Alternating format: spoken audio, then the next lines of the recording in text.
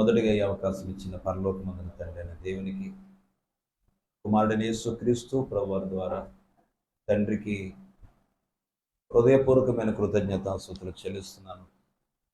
అలాగే ప్రతి వారము దేవుని యొక్క ఉన్నతమైనటువంటి జ్ఞానాన్ని నేర్చుకున్నటువంటి వచ్చిన మీ అందరికీ కూడా మన ప్రభువైన యేసుక్రీస్తు వారి యొక్క శ్రేష్టమైన ఉన్నతమైన నామములో మీ అందరికీ కూడా నా వందనాలు. పిల్లరా, దేవుడిచ్చినటువంటి శ్రేష్టమైనటువంటి దినాలు, దేవుని యొక్క శ్రేష్టమైనటువంటి మాటలు మరొకసారి వినడానికి, నేర్చుకోవడానికి దేవుడు మనకు ఎంతగానో కృప చూపి ఉన్నారు. కనుక ప్రతి మాటను కూడా జాగ్రత్తగా మీరు ఆలోచించి మనము ముందుకు వెళ్ళాలి. ఈరోజు ఈ పరిశుద్ధ గ్రంథము లేఖనం లేకపోతే, ఈ వాక్యము దేవుడు మనకు ఇవ్వకపోతే ఎవరి భూమి మీద జీవించేవారు కాదు. నీతి అనేది ఒక బైబిల్ మాత్రమే మనకి బోధిస్తుంది. సత్యం అనేది ఒక బైబిల్ మాత్రమే మనకి బోధిస్తుంది. ఇంకా లోకంలో ఉన్నటువంటి ఏదైనప్పటికీ కూడా అది కేవలము భౌతిక సంబంధం వాటి కొరకే అవి రాశారు. కానీ పరిశుద్ధ గ్రంథము దేవుని వాక్యం అయితే ఇక్కడ బ్రతుకును కూర్చున్నటువంటి అనేకమైన విషయాలు దేవుడు రాయించాడు. మరణం తర్వాత బ్రతుకును కూర్చున్నటువంటి కూడా అనేకమైన విషయాలు దేవుడు రాయించాడు. చాలా ఉన్నతమైన మాటలు మనం నేర్చుకుంటున్నాం, వింటున్నాం పిల్లరా. కనుక ప్రతి ఒక్కరు కూడా శ్రద్ధగా ఈరోజు కూడా దేవుని యొక్క వాక్యాన్ని విని నెమరు వేసుకోండి పిల్లరా. మర్చిపోకండి, నాకు గుర్తుండట్లేదని అనకండి. లోకంలో అన్నీ మనం గుర్తుపెట్టుకుంటున్నాం, కానీ దౌర్భాగ్యమైన పరిస్థితి ఏంటంటే వాక్యాన్ని మర్చిపోతున్నాం. విలువైంది వాక్యమే, దీనికి మించినటువంటి విలువైంది లోపల ఏదీ లేదు. దీంతో ఏది సాటి రాదు. అందుకని విలువైనటువంటి దేవుని వాక్యాన్ని మనము నిరంతరము కూడా మనము జ్ఞాపకం చేసుకోవాలి. వాక్యం ద్వారానే మనము నడిపింపబడాలి, వాక్యం ద్వారానే మనము జీవించాలి. మత్తయి సువార్త, మీకు ఒక కుటుంబాన్ని నేను ఈరోజు మీకు పరిచయం చేస్తాను. మత్తయి సువార్త 4వ అధ్యాయం. మత్తయి సువార్త 4వ అధ్యాయం 21 నుంచి చదువుకుందాం. ఆయన అక్కడి నుండి వెళ్ళి జెబెదయి కుమారుడైన యాకోబు, అతని సహోదరుడైన యోహాను అని మరి ఇద్దరు సహోదరులు తమ తండ్రి అయిన జెబెదయి వద్ద దోణిలో తమ వలలు బాగు చేసుకుని చుండగా చూచి వారిని పిలిచాను. వెంటనే వారు తమ దోణిని తమ తండ్రిని విడిచిపెట్టి ఆయనను వెంబడించారు. పిల్లరా, యేసుక్రీస్తు ప్రభువారు ఆయన 30 ఏట ఆయన బాప్తిసం తీసుకున్న తర్వాత ఆయన బెత్లెహేములో పుట్టి గలిలయలో పెరిగి కపెర్నహూములో సువార్త ప్రారంభించాడు. ఇప్పుడు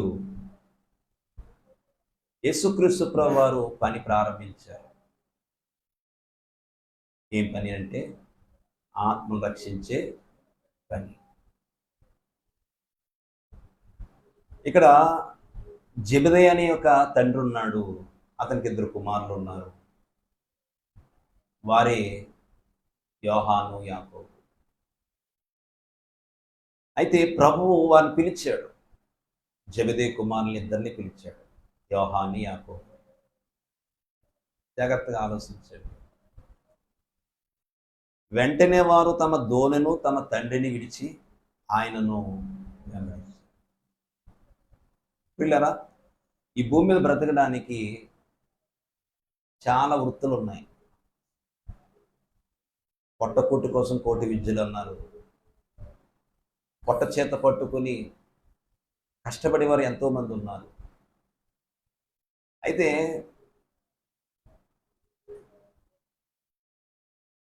యేసుక్రీస్తు ప్రభు వారు జాలర్లని ఎందుకు ఎంచుకున్నాడు, ఇది మనకు అర్థం కావాలి.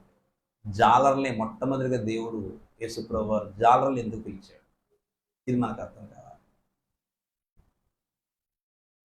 సముద్రం మీద చేపలు పట్టుకున్నటువంటి ఈ జాలర్ని యేసు ప్రభు వారు పిలిచారు. చాలా ఈ భూమి మీద కష్టపడటానికి చాలా వృత్తులు ఉన్నాయి.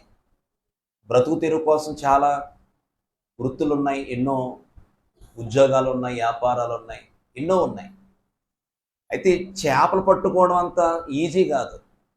అన్ని వృత్తుల కంటే చేపల వృత్తి చాలా కష్టం. ఇప్పుడు వీళ్ళ జీవనాధారం ఏంటంటే చేపలు పడితేనే వాళ్ళు కడుపు నిండుతుంది. చేపలు పట్టుకోకపోతే వీళ్ళకి ఆ రోజు జీవనాధారం వీళ్ళకి లేదు. ఆ వలలో చేపలు పడాలి, అప్పుడు వీళ్ళు మార్కెట్ కట్టుకెళ్ళి అమ్ముకుని ఆ డబ్బులతో వీళ్ళు పోషించబడాలి.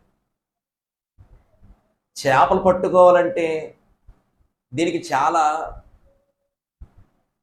టాలెంట్ ఉండాలి.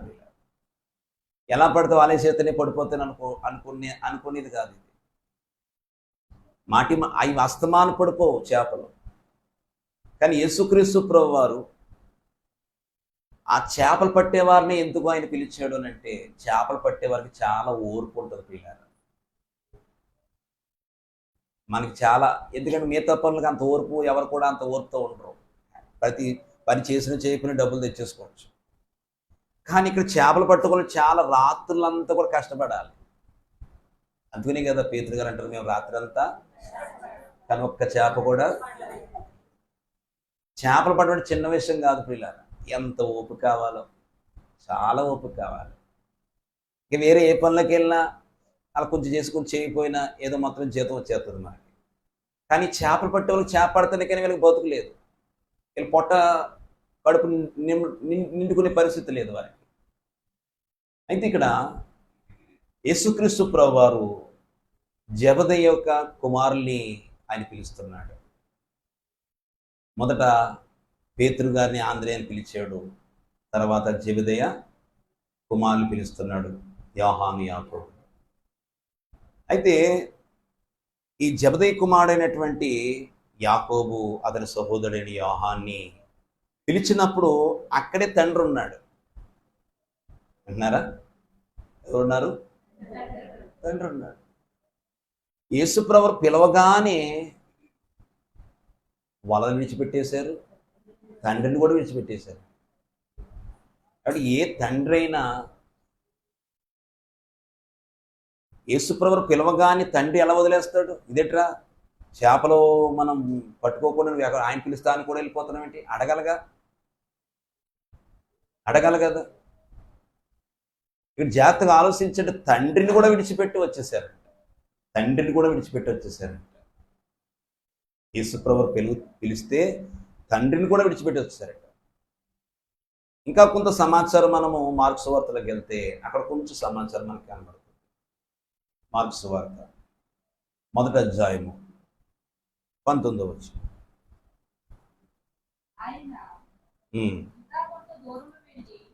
ఆయన ఇంకా కొంత దూరం వెళ్ళి జెబెదయి కుమారుడగు యాకోబును అతని సహోదరుడగు యోహాను చూశారు. వారు ధోనిలో ఉండి తమ వలలను బాగు చేసుకొనుచున్నారు. వెంటనే ఆయన వారిని పిలవగా వారు తమ తండ్రి అయిన జెబెదయిని ధోనిలో ఉన్న జీతగాండ్ర యొద్ద విడిచిపెట్టి ఆయన వెంబడించారు. జాగ్రత్తగా వినండి పిల్లలు. ఈ మాటలు మనం చదవమే కాదు, ఆ మాటలు గ్రహించుకోవడానికి ప్రయత్నం చేయండి. ఇక్కడ మరొక కొంత సమాచారం మనకి ఏం కనబడుతుందంటే, జీతగాండ్రలు కూడా ఉన్నారట ఆ ధోనిలో. అంటే వీళ్ళు ఒక మంచి బిజినెస్. ఎవరిది?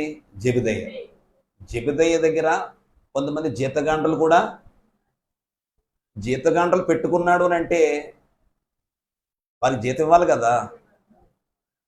మరి ఇక్కడ యేసుప్రభువు వారు పిలిస్తే వీరు తమ తండ్రిని విడిచిపెట్టేస్తున్నారు, జీతగాండ్రని విడిచిపెట్టేసి ఆయన వెంబడిస్తున్నారు. మనకు ఒక ఆలోచన రావాలి ఇక్కడ వాక్యం చదువుతున్నప్పుడు. యేసుప్రభువు వారు పిలవగానే తండ్రి ఎలా పంపించేస్తాడు అసలని? ఇది మీకు అర్థం కావాలి. ఎప్పుడైనా ఆలోచించారా మీరు? తండ్రిని విడిచిపెట్టేసి, ఇప్పుడు వాస్తవానికి మీ పిల్లలు ఉన్నారు ఇక్కడ, తండ్రితో పాటు కష్టపడుతున్నారు ఏదో పని. ఒక వ్యక్తి వచ్చి, బాబు నువ్వు ఒకసారి ఇలా రా అనేసి నేను పలానా చోటు తీసుకెళ్తానంటే అక్కడ తండ్రి ఉన్నప్పుడు తండ్రి ఒప్పుకుంటాడా? మళ్ళీ మాట మాట్లాడుకుంటున్నాం మనం. కానీ ఇక్కడ తండ్రిని విడిచిపెట్టేశారు, జీతగాండ్రలను కూడా విడిచిపెట్టేసి వీళ్ళు వెళ్ళిపోయారు యేసుప్రభు.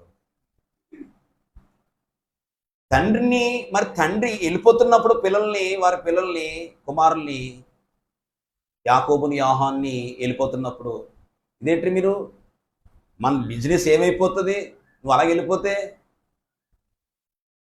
జీతగాండ్రలు పెట్టుకున్నాం, మనం కష్టపడాలి, మార్కెట్కి వెళ్ళి మనం వ్యాపారం చేయాలి, మన పెద్ద బిజినెస్, మనం జీతగాండ్రలు ఉన్నారంటే పెద్ద బిజినెస్ మంది, మీరేమో నన్ను విడిచిపెట్టేస్తున్నారు, జీతగాండ్రల దగ్గర వాళ్ళని విడిచిపెట్టేసి మొత్తం మీరు వెళ్ళిపోతున్నారేంటి మీరు అని అడిగి ఉండాలి, అవునా కదా? కానీ అడిగాడా అని మీరు అడగాలి, మీరు తెలియదు, మీరు చెప్పాలి. ఎందుకు అడగలేదు? ఎందుకు అడగలేదు చెప్పండి. అడగలేదని చాలా బాగానే చెప్పారు కదా ఆన్సరు. ఎందుకు అడగలేదు? మరి లాజిక్ ఉంది కదా ఇక్కడ. అడగలేదని అంటున్నారు కదా, మరి ఎందుకు అడగలేదు ఆయన? ఎందుకు అడగలేదు? మరి ఎలా చెప్పేసారు అడగలేదని మీరు? అంటే ఇక్కడ దీంట్లో ఉంది కదండి, ప్రభు పిలిచాడు కదా వెళ్ళిపోయారు, ఇంకా అందుకని తండ్రి కూడా ఏం అడగలేదు, ఇంకా వెళ్ళి పోతా పోండ్రా మీరు, ఏడపోతారు పోండి అనేసి వదిలేసాడా తండ్రి? యోహాను యాకోబు గారు తండ్రి అయినటువంటి జెబెదయి తండ్రిని వదిలేసి, తండ్రిని విడిచిపెట్టేశారు, వలలు విడిచిపెట్టేశారు, జీతగాండ్రలు విడిచిపెట్టేసి యేసుప్రభువు కూడా వెళ్ళిపోయారు. ఎలాగే వెళ్ళిపోతానంటే తండ్రి ఎలా పంపించాడు?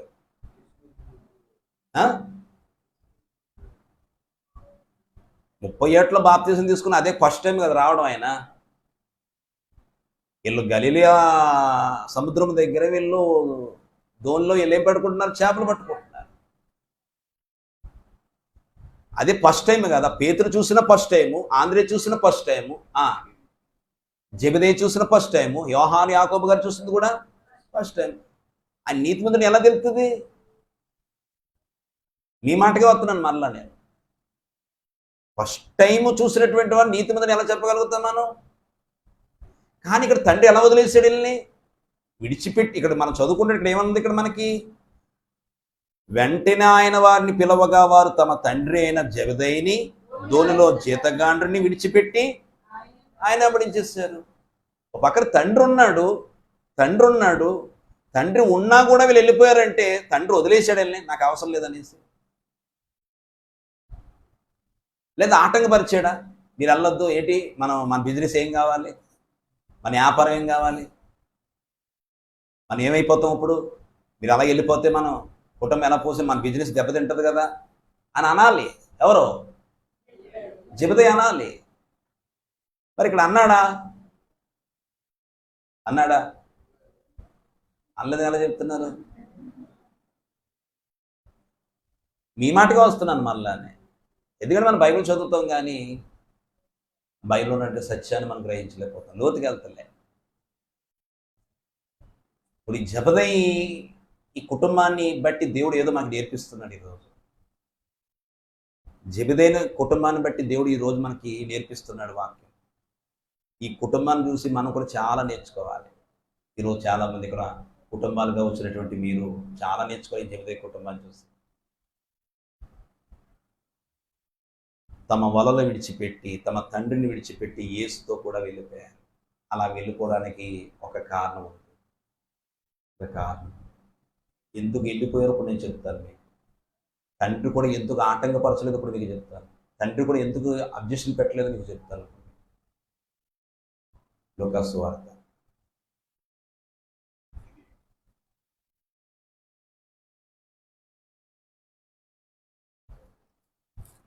లూకా సువార్త 5వ అధ్యాయం 5 నుంచి నేను చదువుతాను. జాగ్రత్తగా ఈ మాటలు వినండి.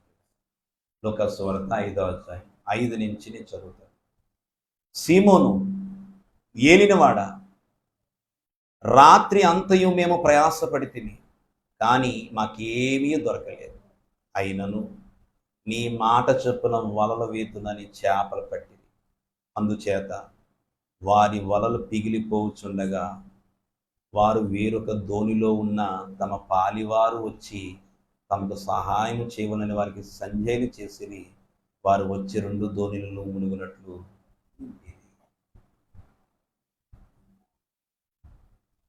యేసుక్రీస్తు ప్రభువు వారు చేసినటువంటి అక్కడ ఒక అద్భుతం. నీ దోణిని కొంచెం లోతుకు నడిపించు సీమోను అని చెప్పినప్పుడు అప్పుడు సీమోన్ అంటాడు కదా, ఏలినవాడా, రాత్రంతా మేము ప్రయాసపడ్డాం. జాగ్రత్తగా ఆలోచించాలి. ఏమండి, చేపలు పట్టే వృత్తి అంటే నిజంగా చాలా ఓర్పు ఉండాలి పిల్లలు. ఏదో ఇలా అయ్యగానే వెంటనే టక్కుమని పడిపోదు అది. మీరు చూడండి, బొబ్బులంక వంతుల దగ్గర వాళ్ళు చేపలు పడతారు. ఎంతసేపు పడిగాపులు కాసి ఒక పూట అంతా కూడా అక్కడ వెయిట్ చేస్తారు. చాలా ఓపిక ఉండాలి. కానీ యేసుక్రీస్తు ప్రభువారు నిజంగా మొట్టమొదటిగా వాళ్ళని ఎన్నుకున్నాడు. చూడండి, జాలర్లే ఎన్నుకున్నాడు. ఎందుకు వీళ్ళని ఏం చూసాడు? ఓపిక ఉంటుంది వీళ్ళలో. ఇంకా మిగతా వారిని చూస్తే అంత ఓపికలతో ఎవరు ఉండరు, అంత కంగారు బ్యాచే. కానీ ఇక్కడ ఈ జాలర్లో ఉన్నటువంటి ఆయన ఏం చూసాడంటే ఓపిక ఎక్కువ ఉంటుంది వీళ్ళకి. చేపలు పడేదాకా వీళ్ళు ఏం చేస్తారు? ఇసుకుపోరు. అయినా వాళ్ళు ప్రయాసపడతానే ఉంటారు. ఆ పడేదాకా ప్రయాసపడతానే ఉంటారు. వెళ్ళామంటే ఏదో పడాలంతే. అది ఆ పడేదాకా మేము వెయిట్ చేస్తాం అంతే. అయితే ప్రియులారా, నా ఏలినవాడా, రాత్రంతా మేము ప్రయాసపడ్డాము, కానీ మాకేం దొరకలేదు. ప్రభు అదే చూశాడు. వీళ్ళు చాలా ఓర్పు ఎక్కువ వీళ్ళకి. ఇలాంటి వాడిని పట్టుకుంటే చాలు. నేను వీళ్ళకి మంచి పని అప్పు చెప్తాను. ఇప్పుడు నేను ఇలాంటి వారే కావాలి నాకు అనుకున్నాడు ఆయన. ఇలాంటి వారిని ఎందుకు కావాలంటే ఓర్పు ఎక్కువ వీళ్ళకి. ఏదైనా సరే సహిస్తారు. అయితే పిల్లరా, జెబెదయి తమ కుమారుల్ని ఎలా పంపించేసాడనంటే యేసు ప్రభువు చేసినటువంటి కార్యము జెబెదయి చూస్తున్నాడు అక్కడ. ఎవరు? యేసు ప్రభు. వాళ్ళు కూడా వలలు బాగు చేసుకున్నారంటే వాళ్ళక్కడ ఏం పడలే. మొత్తం మీద ఆ రోజు వాళ్ళకి ఏం చేపలు పడలేదు. 40 సంవత్సరాల ఎక్స్పీరియన్స్ ఉన్నటువంటి జాలర్లు వాళ్ళు. చేపలు ఎక్కడ పడితే వాళ్ళకి తెలుసు. ఎక్కడ ఏ ప్లేస్లో వేస్తే, ఏ చోట వేస్తే చేపలు పడితే వాళ్ళకి బాగా తెలుసు. అలాంటి రాత్రంతా ప్రయాసపడ్డారు. ఇంకా విసిగిపోయి బొర్ల బాగు చేసుకుంటున్నారంట. ఈ లోపల పేతురు నా దోణి ఎక్కిన తర్వాత యేసుప్రభు వారు నీ దోణి కొంచెం లోతు నడిపించు సీమోను అనగానే, నేను చెప్పినట్టు వెయ్యి అని అన్నాడు. ఇదంతా ఎవరు అబ్జర్వేషన్ చేస్తున్నారంటే జెబెదయి అబ్జర్వేషన్ చేస్తున్నాడు. యోహాను, యాకోబు వీళ్ళందరూ ఆ దోణిలో ఉన్నటువంటి అందరూ కూడా చూస్తున్నారు ఇదంతా కూడా. అమ్మో, ఈయన సాదాసీదా మనసు కాదు బాబోయ్. ఈయన మాకు చెప్తున్నాడు చేపలు వాళ్ళ వల ఏమని. అసలు వల మనకి ఇతరులు చెప్పాలి. వాళ్ళు మరి ఇక్కడ ఏరా వల అని చెప్పాలి. కానీ ఈయనేంటో ఆయన చెప్తున్నాడు, నేర్చుకున్న వాళ్ళకి చెప్తున్నాడు వల ఇక్కడ ఏంటి అనేది. దెబ్బగా ఆశ్చర్యపోయారండి. సముద్రం మీద ఉన్న దోల్లో ఉన్నటువంటి వాళ్ళందరూ ఆశ్చర్యపోయారు. ఏంటి మా జీవితంలో కనీ విని ఎరిగినటువంటి కార్యము, అద్భుతము ఆ రోజు వాళ్ళు చూశారు. వాళ్ళ చరిత్రలో వాళ్ళ జీవితంలో ఊహ తెలిసిన కానీ వాళ్ళ వేటలో ఆ చేపల వేటకి వెళ్ళినటువంటి వాళ్ళ జీవితంలో ఎప్పుడు కూడా అన్ని చేపలు పడలేదు. వాళ్ళ జీవితంలో ఏదో పడి మామూలుగా, కానీ వాళ్ళ జీవితంలో అన్ని చేపలు ఎప్పుడు పడలేదు. ఇదంతా పేతురు గారు చూశారు, ఆంద్రే గారు చూశారు, యోహాను గారు చూశారు, యాకోబు గారు చూశారు, జెబెదయి చూశారు, ఇంకా అక్కడ ఉన్నట్టు చాలామంది సముద్రం మీద ఒకలే ఉంటారేంటి? బోలు మంది ఉంటారు కదండి. వల వేసే వాళ్ళు చాలా మంది ఉంటారు కదా. అయితే ఇది ఎందుకు నేను ఈ మాట చెప్తున్నానంటే, ఇది తండ్రి ఎప్పుడైతే చూశాడో జెబెదయి, అమ్మ బాబో ఈయన మామూలు మనిషి కాదని మనసులో ఒక నిర్ణయానికి వచ్చేసాడు. ఈయన చేపలు వల వేయమంటే చేపలు పడిపోని అంటే, నా పిల్లల్ని నేను చేతిలో పెట్టేస్తే ఆయన పిలిచాడంటే ఎట్టి పసి నేను ఆటంకపరచకూడదు నా బిడ్డల్ని అని చెప్పేసి వారు తండ్రిని విడిచిపెట్టేశారు. వెళ్ళిపోతున్నప్పుడు తండ్రి ఒక్క మాట కూడా అనలేదు. ఎందుకు అనలేదంటే అక్కడ ఒక అద్భుతం చూశారు. వారి జీవితకాలంలో ఏ రోజు కూడా అన్ని చేపలు పట్టడం, ఆయన చెప్తే ఆ మాట జరగడం అనేది, ఈ నిజంగా ఈయన మనిషి కాదు ఈయన దేవుడే అని నమ్మేశారు. ఎవరో? జెబెదయి నమ్మాడు పిల్లరా. అక్కడ ఉన్న యాకోబు, యోహాను నమ్మేశారు ఈ నిజంగా దేవుడే. చూస్తున్నారా? ఈయనెవరు? నిజంగా దేవుడు కనుకనే ఇన్ని చేపలు పడ్డాయి. ఆయన చెప్పుతే పడిపోయిన చేపలు. అదే కదా ఇక్కడ మనం చూస్తున్నాం. నీ మాట చెప్పిన వలల వేతులను ఆయనతో చెప్పిన వారు అలాగ చేసి విస్తారమైన చేపలు పెట్టేశారు. విస్తారమైన చేపలు పెట్టారు. అప్పుడు జెబెదయిని పిలిచారు. అక్కడ మీరు ఒక విషయాన్ని చదవాలి. అక్కడ ఏంటంటే, వలలు పిగిలిపోచుండగా వారు వేరొక దోణిలో ఉన్న తమ పాలివారు కూడా వచ్చి తమకు, ఎవరెవరు వచ్చి ఉంటారు? జెబెదయి వచ్చాడు, యాకోబు వచ్చాడు, వీళ్ళందరూ వచ్చారా? పాలివారు. వారితో పాటు వలలు వేసుకుంటున్నట్టు వాళ్ళు కూడా వచ్చి వీళ్ళకి ఏం చేశారు? సహాయం చేశారు. జాగ్రత్తగా అర్థం చేసుకుంటే ఏమండి, యేసుప్రభువు ఎప్పుడైతే ఆ జెబెదయి కుమారుని పిలిచాడో, తమ తండ్రిని విడిచిపెట్టారు, తమ వలలు విడిచిపెట్టారు, తమ జీతగాండలందరినీ విడిచిపెట్టి ఆయన వెంబడించారు అని అంటే, ఈయన నిజంగా దేవుని కుమారుడని వాళ్ళు నమ్మారు, విశ్వసించారు. అందుకనే తండ్రి ఏమాత్రం కూడా కుమారులు మీరు వెళ్ళండి అని పిలుస్తున్నాడని చెప్పేసి వారు తండ్రి కూడా ప్రోత్సహించాడు. ఎవరికి? వారు అలా వెళ్ళగలిగారంటే తండ్రి ఏం చేసి ఉండాలి? ప్రోత్సహించి ఉంటాడు. అంతే కదా. ఏమంటే మన జీవితంలో ఏదైనా నమ్మాలంటే ఒక అద్భుతం చూస్తేనే కానీ మనం నమ్మలం ఏది కూడా. ఒక వ్యక్తిని నమ్మాలన్నా, ఒకటి ఏదైనా మనము నమ్మాలంటే ఇది నేను కళ్ళారా చూశాను, నిజమది, నమ్మచ్చు. పైగా వారు సముద్రం మీద వారికి ఎంత ఎక్స్పీరియన్స్ ఉంది, వాళ్ళకి చాలా ఎక్స్పీరియన్స్ ఉంది వాళ్ళకి. అలాంటిది వారి జీవితంలో ఎప్పుడు కూడా అన్ని చేపలు పడతాం, అది కూడా రాత్రంతా ప్రయాసపడ్డారు. వాళ్ళందరూ కూడా ఎవరికైనా చేపలు పడలేదు, అందులో వల్ల బాగు చేసుకుంటున్నారు. వీళ్ళు రాత్రంతా ప్రయాసపడ్డారు, వల్ల బాగు చేసుకుంటారు వాళ్ళు. అందుకనే వాళ్ళకి తీరిక కూర్చున్నారు. యేసుప్రభువు చూసి రండి అని అన్నాడు, పిలిచాడు, రండి అని. ఏమన్నాడు తెలుసా? మిమ్మల్ని మనుషులు పట్టే జాలరుగా చేస్తాను. కాబట్టి యేసుప్రభువు పిలిచారు అని అంటే ఆయనకి ఎలాంటి వారు కావాలని తెలుసు. వీళ్ళైతే నాకు కరెక్ట్గా సూట్ అవుతారు వీళ్ళు. సరిపోయారు. ఇప్పుడు ఈ జెబెదయి కుటుంబం ద్వారా మనం ఏమి నేర్చుకోవచ్చు అంటే, ప్రియమైన దేని వల్లారా, ఇక్కడ తండ్రి కనిపిస్తున్నాడు, కుమారులు కూడా ఉన్నారు. ఇకపోతే